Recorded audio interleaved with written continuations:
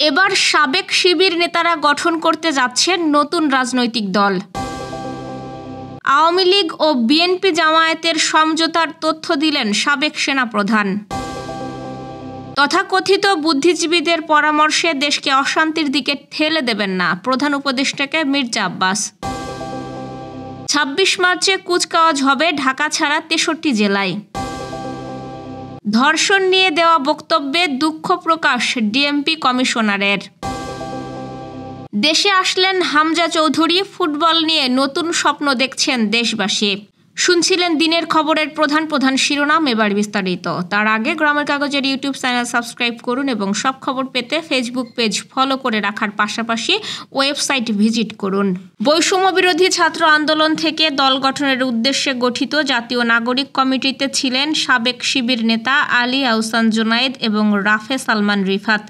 তবে শেষ পর্যন্ত এনসিপিতে যোগ দেওয়া থেকে বিরত থাকেন এই দুই নেতা। এবার তাদের নেতৃত্বেই আসছে নতুন রাজনৈতিক দল।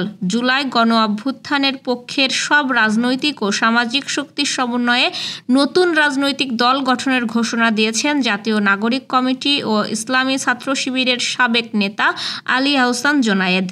রোববার জুনায়েদ তার ফেসবুকের একটি পোস্টে এই উদ্যোগের কথা জানান। পাশাপাশি দলে যুক্ত হতে একটি গুগল ফর্ম সংযুক্ত করে আগ্রহীদের আহ্বান জানান তিনি। ফেসবুক পোস্টে জুনায়েদ বলেন, পিলখানা, শাপলা ও জুলাই গণহত্যার মতো ভয়াবহ অপরাধের বিচার, ফ্যাসিবাদী দল আওয়ামী লীগের নিষিদ্ধকরণ, দুর্নীতিমুক্ত সামাজিক ও রাজনৈতিক কাঠামো নির্মাণ, ধর্মবিদ্বেষ ও ইসলামী ফোবিয়া মুক্ত সাম্প্রদায়িক সম্প্রীতির বাংলাদেশ গঠন, ফ্যাসিবাদী কাঠামোর সম্পূর্ণ বিলোপ এবং আধিপত্যবাদের বিপক্ষে কার্যকর অবস্থান, এসব গুরুত্বপূর্ণ বিষয় আজ রাজনৈতিক দলগুলোর কাছে গৌণ হয়ে পড়েছে। জুলাই অভ্যুত্থানের শহীদ ও আহত যোদ্ধাদের স্বীকৃতি ও সম্মান দেওয়ার কাজ এখনো অসম্পন্ন রয়েছে। এই পরিস্থিতিতে আমরা জুলাই গণ অভ্যুত্থানের পক্ষের সব রাজনৈতিক ও সামাজিক শক্তির সমন্বয়ে একটি শক্তিশালী প্ল্যাটফর্ম গঠনের উদ্যোগ নিয়েছি। এর মাধ্যমে আমরা গণ অভ্যুত্থানের দাবিগুলো প্রকৃতই বাস্তবায়ন করতে চাই বলে উল্লেখ করেন তিনি।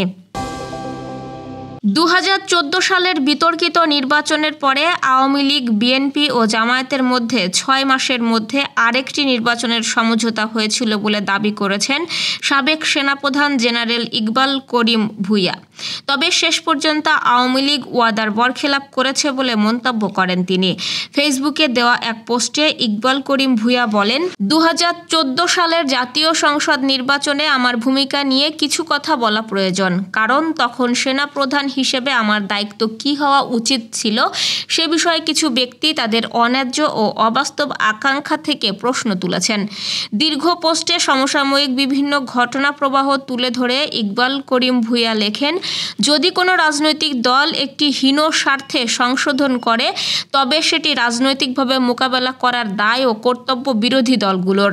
রাজনৈতিক সমস্যা সমাধানের দায়িত্ব সেনাবাহিনীর নয়। সন্তুষ্ট চিত্তে সেনাপ্রধানের মেয়াদ আমি সম্পন্ন করতে পেরেছিলাম, এজন্য যে ক্ষমতা দখলের লোভ আমাকে দায়িত্ববোধের প্রতি মনোযোগে বিঘ্ন সৃষ্টি করতে পারেনি।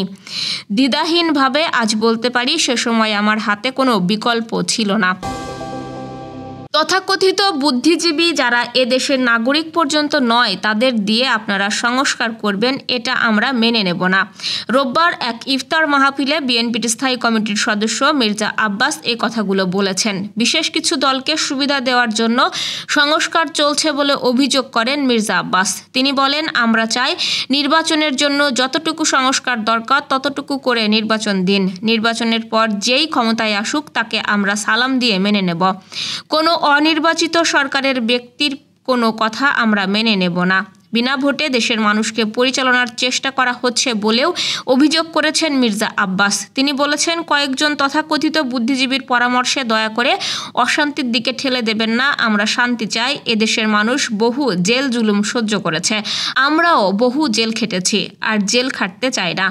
দেশটাতে বহু বছর পর ডক্টর মোহাম্মদ ইউনূস ও দেশের মানুষের কষ্টে শান্তি এসেছে, দয়া করে দেশটাকে অশান্তির দিকে ঠেলে দেবেন না উল্লেখ করে অন্তর্বর্তী সরকারের প্রধান উপদেষ্টা অধ্যাপক মোহাম্মদ ইউনূসকে উদ্দেশ্য করে মির্জা আব্বাস বলেন, আপনার ডান পাশে বা পাশে যারা পরামর্শ দেয় তারা কারা? তাদের সাথে জনগণের সম্পর্ক কতটুকু? কয়েকজন তথাকথিত বুদ্ধিজীবীর পরামর্শে দেশকে অশান্তির দিকে ঠেলে দেবেন না। বাংলাদেশের স্বাধীনতা দিবসে কুচকাওয়াজ হবে না বলে যেসব সংবাদ প্রকাশ হয়েছে তা নিয়ে একটি ব্যাখ্যা দিয়েছে প্রধান উপদেষ্টার প্রেস উইং।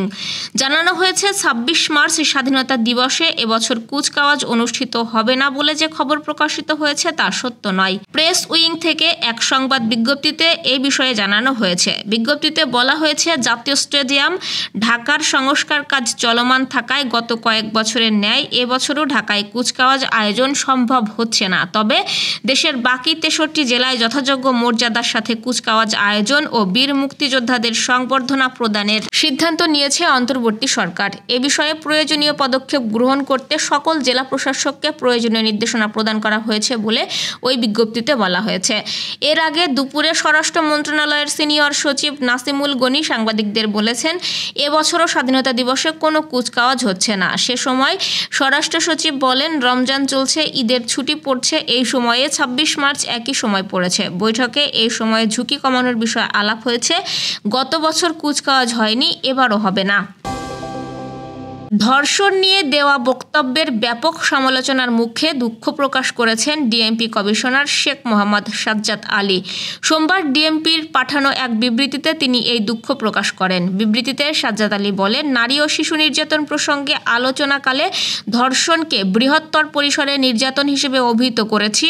আমার বক্তব্যে কেউ মনক্ষুণ্ণ হলে আমি দুঃখ প্রকাশ করছি। এর আগে গত শনিবার এক অনুষ্ঠানে দেওয়া বক্তব্যে সাজ্জাদ আলী গণমাধ্যমে ধর্ষণ শব্দটি ব্যবহার না করার অনুরোধ জানান। তিনি বলেন, আমি দুইটা শব্দ খুব অপছন্দ করি, আমি অনুরোধ করব এই দুইটা শব্দ বলবেন না।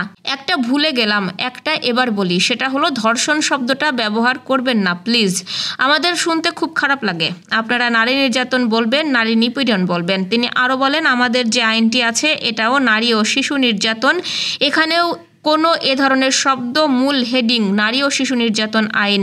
সো যে শব্দগুলো শুনতে খারাপ লাগে আমরা না বলি। ডিএমপি কমিশনারের এমন বক্তব্যের তীব্র নিন্দা জানিয়ে রোববার প্রধান উপদেষ্টার কার্যালয় থেকে একটি বিবৃতি দেওয়া হয়। বিবৃতিতে বলা হয়, ধর্ষণ যে কোনো বয়সের ব্যক্তির বিরুদ্ধেই সংঘটিত হোক, ৮ বছরের শিশুর হোক বা ৮০ বছরের বৃদ্ধার, এটি একটি গুরুতর অপরাধ এবং একে যথেষ্ট নামেই ডাকতে হবে। অবশেষে অপেক্ষার প্রহর শেষ হলো। দেশের মাটিতে পা রাখলেন হামজা চৌধুরী। সিলেটের এমএজি ওসমানী আন্তর্জাতিক বিমানবন্দরে আজ সকাল থেকে ছিল উৎসব মুখর পরিবেশ। ওয়েলকাম টু মাদারল্যান্ড হামজা, এমন সব স্লোগানে মুখর ছিল ফুটবল প্রেমীরা। তাদের সেই অপেক্ষার অবসান ঘটিয়ে অবশেষে বাংলাদেশে পৌঁছেছিল ইংল্যান্ড প্রবাসী ফুটবলার হামজা চৌধুরী। গত ডিসেম্বরেই ফিফা থেকে বাংলাদেশের হয়ে খেলার ছাড়পত্র পেয়েছিলেন হামজা। এরপর থেকেই দেশের ফুটবল অঙ্গনে তাকে ঘিরে তৈরি হয় ব্যাপক উন্মাদনা। সেই উত্তেজনায় নতুন মাত্রা যোগ হয় যখন কোচ ভারত ম্যাচের প্রাথমিক স্কোয়াডে রাখেন তাকে। এখন চূড়ান্ত দলে হামজার থাকা এক প্রকার নিশ্চিত। ইংলিশ চ্যাম্পিয়নশিপ লিগে শেফিল্ড ইউনাইটেডের হয়ে খেলে সরাসরি সিলেটের বিমানে ওঠেন হামজা। বাংলাদেশ সময় রাত ২টায় বাংলাদেশ বিমানের ম্যানচেস্টার থেকে সিলেট ফ্লাইটে রওনা হন হামজা।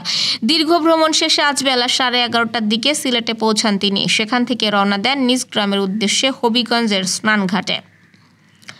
এই ছিল এখনকার আয়োজন। এতক্ষণ সাথে থাকার জন্য ধন্যবাদ।